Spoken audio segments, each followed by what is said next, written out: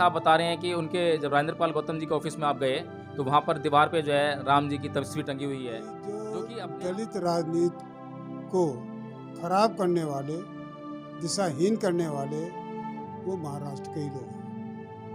उन लोगों से पता लोगों के जो विचार हैं वो पॉजिटिव हैं अभी तक तो, लेकिन अगर वो राजनीति के कीचड़ में फंसते हैं तो उनका क्या भविष्य होगा कोई कह नहीं सकता। वहाँ पर क्या है, जब केजरीवाल के दिल और जुबान में फर्क है तो राजेंद्र पाल जी पर हम विश्वास कैसे कर लें। तो उससे कहते पाए जाएंगे कि डॉक्टर अम्बेडकर ने क्या किया, वो संविधान कोई उनकी रचना थोड़ी है।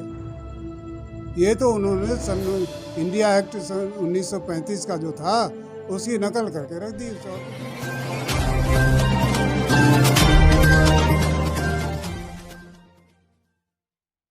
जय भीम, नमो साथियों, जैसा कि हम जानते हैं और हम बहुत ज़्यादा चर्चाओं में रहा एक विषय कि हमारे समाज का बहुत बड़ा तबका हिंदू है, वह हिंदू धर्म छोड़कर बौद्ध कैसे बने, इस पर बहुत ही ज़्यादा चर्चा चल रही है आजकल। और दिल्ली सरकार के एक मंत्री जो राजेंद्र पाल गौतम जी हैं दिल्ली सरकार में, वो एक अभियान चला रहे हैं और उनके साथ इस अभियान में अब राजा अम्बेडकर जी और भंते सुमित रतन जी भी शामिल हो गए हैं। हमने जो उनके फ़ोटो वायरल हुए हैं जो देखे हैं, तो उसमें वो उनका दावा है कि वो 2025 तक इस देश में 10 करोड़ लोगों को बौद्ध धर्म में परिवर्तित कर देंगे। लेकिन साथियों, बहुत सारे सवाल खड़े होते हैं, जैसे कि सबसे पहले तो सवाल यही है कि अगर आप बौद्ध धर्म को इतना अच्छा समझते हैं, इतना बेहतर समझते हैं मानव सभ्यता के लिए, तो उसका प्रचार और प्रसार केवल यूपी में ही क्यों, और यूपी में भी तो फिर केवल ये जो अभी इलेक्शन आने वाले हैं ठीक इससे पहले क्यों। और अगर इतना अच्छा समझते हैं आप सबके लिए, तो सबसे पहले आपने अपने मुख्यमंत्री से क्या इस बात चर्चा की है, केजरीवाल जी से इस पर चर्चा की है? क्या केजरीवाल जी को आपने आह्वान किया कि वे बौद्ध धर्म स्वीकार कर लें?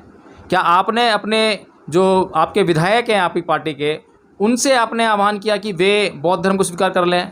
क्या आपने जो अपने मंत्रिमंडल में जो समझे जाते हैं कि बहुत सुलझे हुए लोग मंत्रिमंडल में ले जाते हैं किसी भी सरकार के, क्या आपने उन सुलझे हुए लोगों को, उन सुलझे हुए दिमागों को बौद्ध धर्म समझाने का प्रयास किया?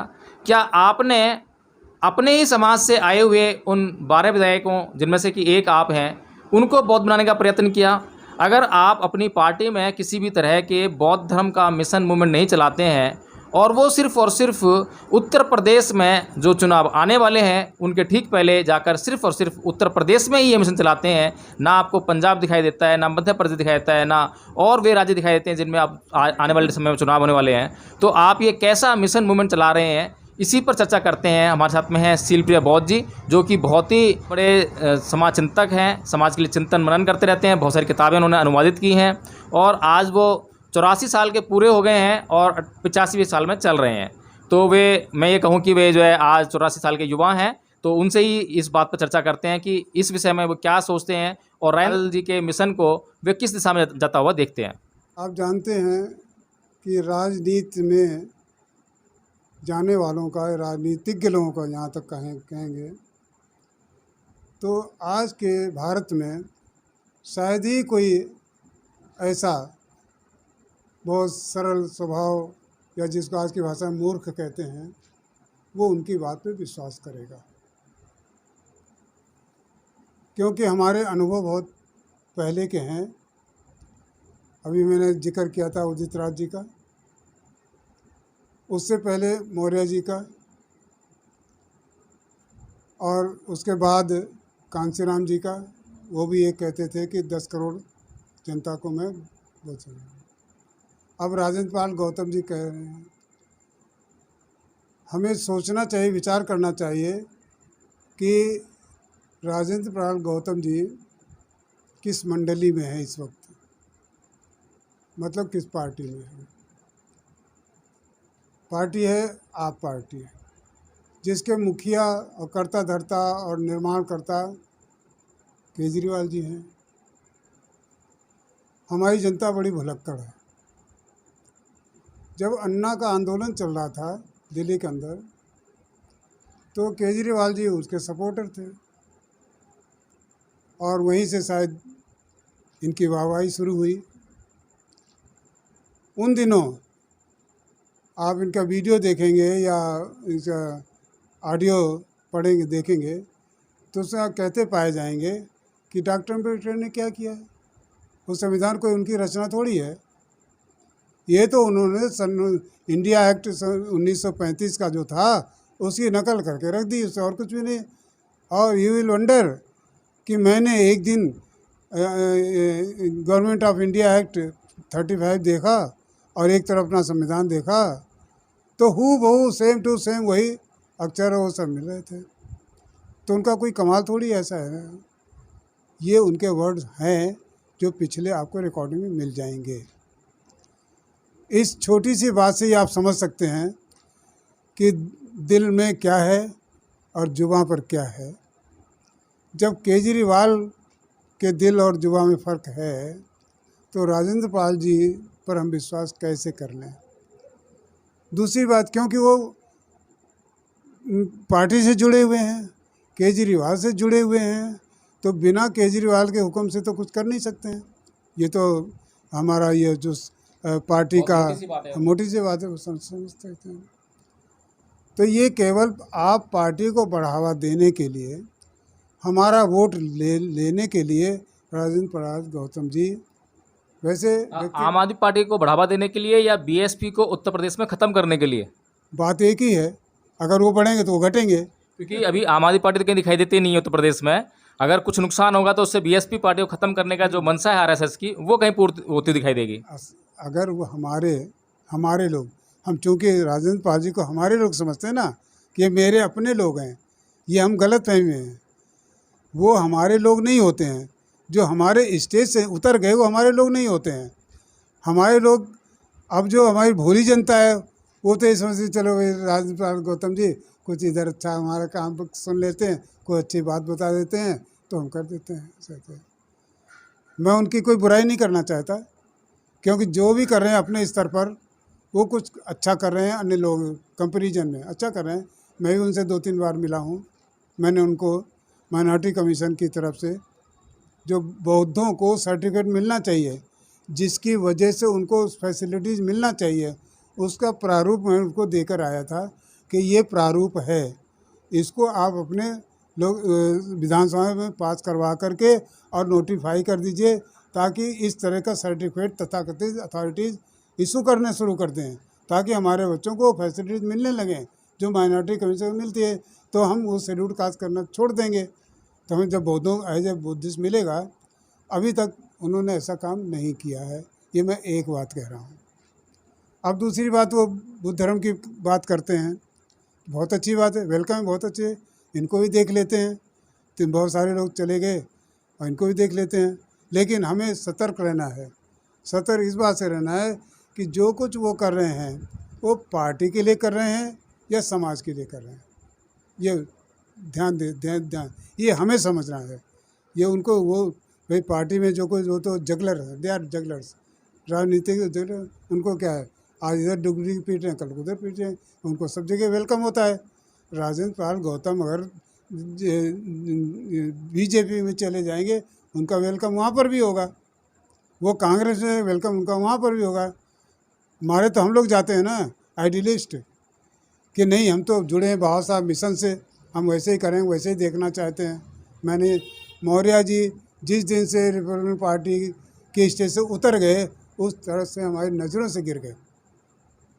उसी तरह संगप्रिय गौतम जो हमारे बहुत नज़दीकी थे, इनको दोनों लोगों को कानपुर में हम लोगों ने खिलाया पिलाया, आराम दिलाया, सारे को सपोर्ट किया, स्टेज लगाए। यू विल वंडर 1956 में 6 दिसंबर को बाबा साहब की डेथ हुई, और 30 दिसंबर को अपने संगप्रिय गौतम जी, बुद्धप्रिय मौर्य जी, एक मीरा व्यास जी, डॉक्टर मीरा व्यास जी, और एक तो ये 3 लीडर कानपुर पधारते हैं 30 दिसंबर को। और उस स्टेज पर मैं एक गीत पढ़ता हूँ, क्योंकि वो समय ऐसा था, अफसोस की बात थी। और मौर्य जी थे, सब नेक्स्ट डॉक्टर अम्बेडकर कहते थे लोग, तो सभी की श्रद्धा थी और बहुत काम भी किया उन्होंने, बहुत। तो उनके उस स्टेज पर मैंने एक गीत गाया मौर्य जी के सामने कि ढूंढूं कहाँ जहाँ में मिलता नहीं सहारा, दुनिया से उठ गया है जो रत्न था हमारा। बाबा साहब के लिए ढूंढूं कहाँ जहाँ में मिलता नहीं सहारा, दुनिया से उठ गया है जो रत्न था हमारा। मौर्य जी ने मेरी पीठ थपथपाई, मैं बच्चा था, ये लग रहे थे। वो दिन भी था। अब एक दिन आता है, मैं ये फिर ये रिकॉर्ड रहेगा आपके पास। एक दिन आता है सन 77 का, जब इधर मोरारजी देसाई शायद 22 फरवरी को टेक ओवर कर रहे थे एज ए प्राइम मिनिस्टर, है ना, और मौर्य जी अपना हैंड ओवर करना थे कि मिनिस्टर थे उस वक्त वो, तो कांग्रेस के। तो वहाँ पर मौर्य जी, हम लोग सारे चले गए मोरारजी देसाई के घर बंगले में चले गए।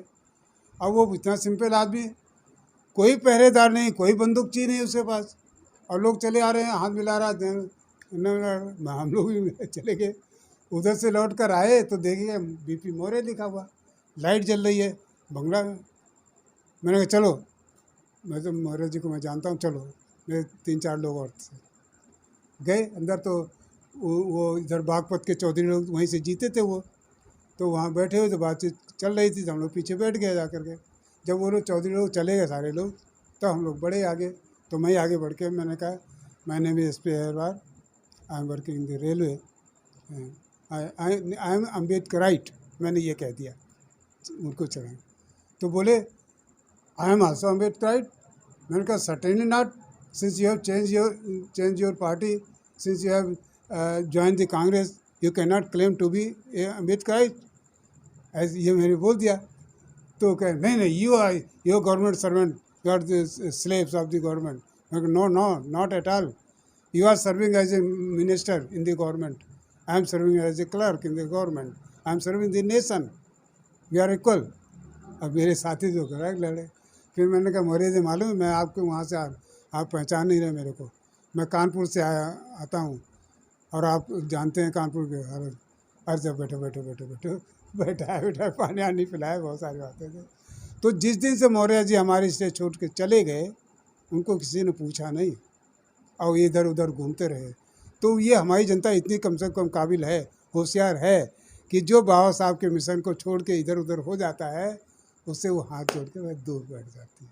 तो शिल्पी रावत जी, हम देख रहे हैं कि अगर राजेंद्र पाल गौतम जी को, कि वो केजरीवाल सरकार में मिनिस्टर हैं, केजरीवाल की पार्टी से संबंधित हैं, लेकिन हमने देखा कि राजेंद्र अम्बेडकर, जो कि अपने आप को परम पूज्य बाबा साहब डॉक्टर भीमराव अम्बेडकर का पोता कहते हैं, परपोता कहते हैं, वे भी उनके साथ फ़ोटो खिंचाते हैं, और वे भी उनके साथ में यही हुंकार भरते हैं कि हम 2025 तक 10 करोड़ बौद्ध बना देंगे। तो इस बात को आप जो है, उनके जो ये मंच जो साझा करा उन्होंने एक साथ में, तो इसको आप किस तरह देखते हैं? दो बातें होती हैं, लॉयल्टी टू द पार्टी, क्योंकि वो राजेंद्र पाल गौतम एक विशेष पार्टी के मेंबर हैं, तो उनको पार्टी से के लॉयल होना ही चाहिए, ये बात है। दूसरे व्यक्ति होते अपॉर्चुनिटी, राज रतन अपॉर्चुनिटी देख रहे हैं कि मुझे इसे क्या लेने देना, किस पार्टी है किससे नहीं है, बुद्ध धर्म का काम करेगा मेरा आदमी है, इस देश कौन से। तो वो अपॉर्चुनिटी देख रहे हैं, या अवसर देख रहे हैं, या अच्छा अवसर है, एक आदमी जब चल रहा है तो ठीक है कि हमारा क्या बिगड़ है, तो जहाँ तक चलते हैं अपॉर्चुनिटी देख रहे हैं, लेकिन राजेंद्र अम्बेडकर जो है कोई नासमझ व्यक्ति नहीं है, हाँ, जो ये ना समझ पाए कि उनकी अपॉर्चुनिटी में क्या छुपा हुआ है, उनकी अपॉर्चुनिटी में क्या रियलिटी है। अपॉर्चुनिटी तो यहाँ पर मिशन मूवमेंट का काम करने वाले लाखों लोग उनको मिल जाएंगे, हज़ारों लोग मिल जाएंगे, जो आज निस्वार्थ होकर जो है बौद्ध धर्म के प्रचार प्रसार में लगे हुए हैं, भारत को बौद्धमय करने के लिए प्रयासरत हैं, लेकिन वो लोग उनको दिखाई नहीं देते हैं, लेकिन राजेंद्र पाल उनको दिखाई दे जाते हैं।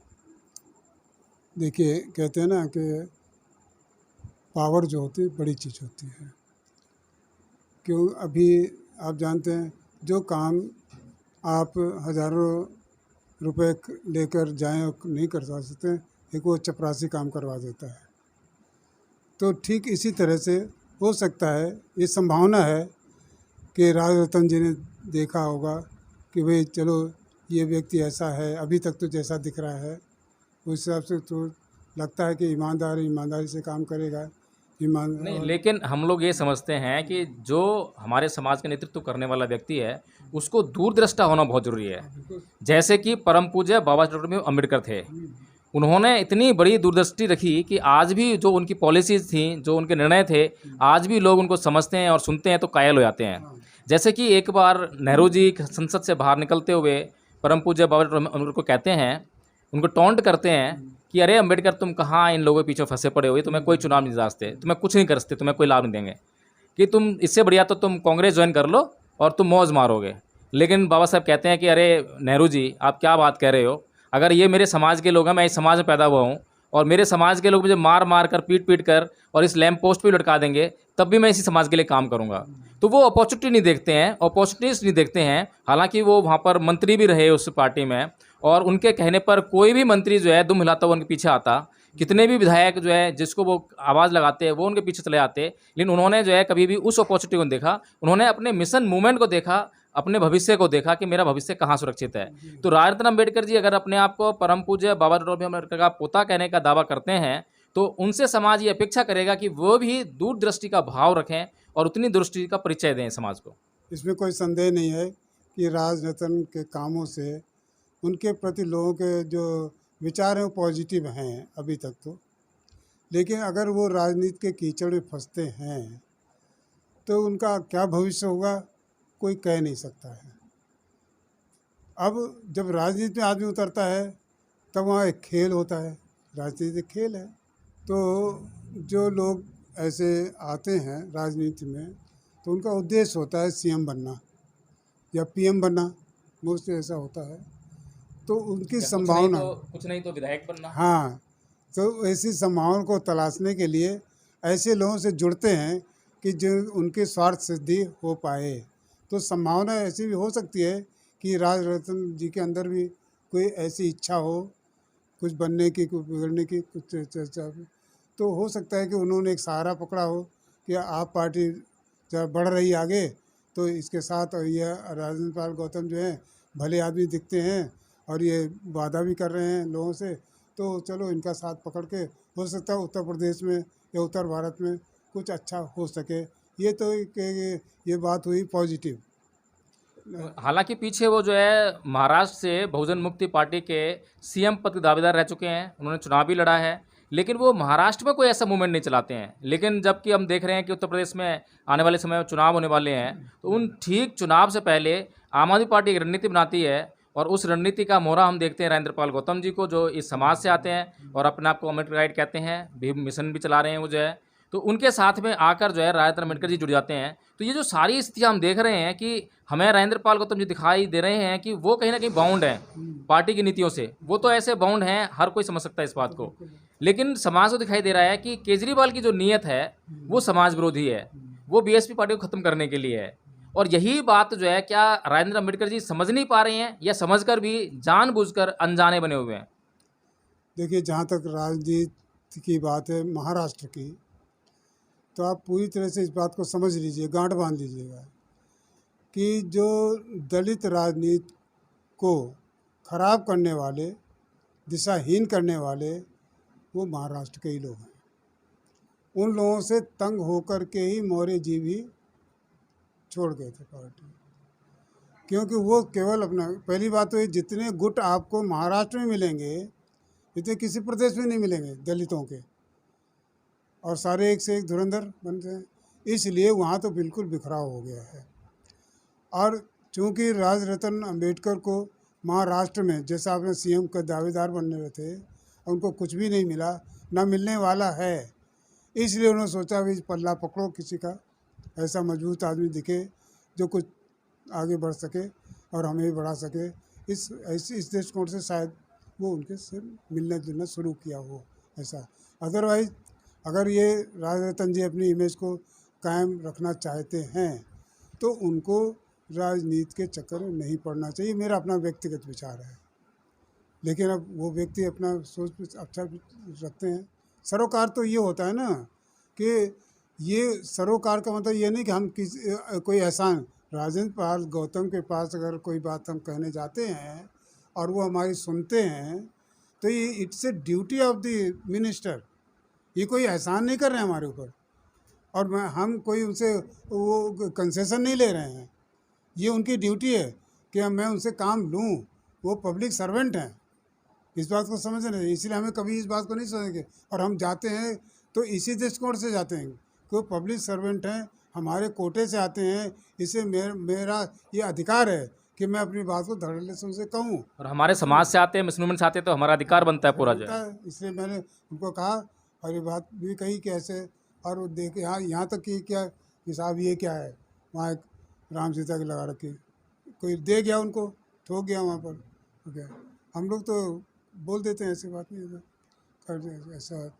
तो हमें खुद जब तक हर व्यक्ति स्वयं, कहते हैं भगवान बुद्ध ने क्या कहा, अत्यदीप हो, स्वयं प्रकाश बनो भाई। जब अगर उससे नहीं चलोगे तो ये दुनिया भर के लोग हमें ठगते आए हैं, आगे भी ठगेंगे, चाहे मेरा हो चाहे तेरा हो। राजनीति में ठगी चल रही है। भारत की राजनीति सबसे ज़्यादा गंदी राजनीति है। ऐसा राजनीति के नाम पर धोखा है, राजनीति के नाम पर जो विडंबना है, जो कुछ भी कहा जाए। तो राजेंद्र पाल जी एक काम और कर रहे हैं इस सरकार में जो है, इस सरकार के माध्यम से वो एक भीम मिशन और चला रहे हैं। और वो भीम मिशन चला रहे हैं जो केंद्रीय सरकार में जो 12 विधायक हैं SC ST कम्युनिटी से जो है, जो इस कोटे से विधायक आते हैं, तो उनके माध्यम से वो भीम मिशन चला रहे हैं। और राजेंद्र पाल गौतम जी के अलावा एक भी विधायक ऐसा नहीं है जो बाबा साहेब डॉक्टर भीमराव अम्बेडकर को भी समझता हो, या कहें जैसा आप बता रहे हैं कि उनके जब राजेंद्र पाल गौतम जी के ऑफिस में आप गए तो वहाँ पर दीवार पे जो है राम जी की तस्वीर टंगी हुई है, जो कि अपने आप में जो अम्बेडकरी विचारधारा है उसकी खिलाफत करती है। और बाबा साहेब ने जो प्रतिज्ञाएं दी उसमें सीधे सीधे रामकृष्ण को मैं ईश्वर नहीं मानूंगा ये कहा जाता है। तो ये विरोधाभास को लेकर जो है राजनीति में मतलब कितनी दूर चल पाएंगे, कैसे ये जो है समाज से जो है समझ से बैठा पाएंगे। ये जो विधायक जो भीम मिशन चलाने का प्रयास कर रहे हैं, जो खुद ही भीम को नहीं जानते हैं, तो भीम मिशन कैसे चलाएंगे वो? देखिए, जब कोई नेता किसी पद पर पहुंच जाता है तो पब्लिक ये समझती है कि अब सारी समझदारी इसके पास आ गई है, और सबसे ज़्यादा विद्वान यही है क्योंकि एक अथॉरिटी है ना उसके पास। इस गलत फहमी जो लोग रहते हैं वो इस भ्रम में रहते हैं और वही लोग भ्रमित हो जाते हैं।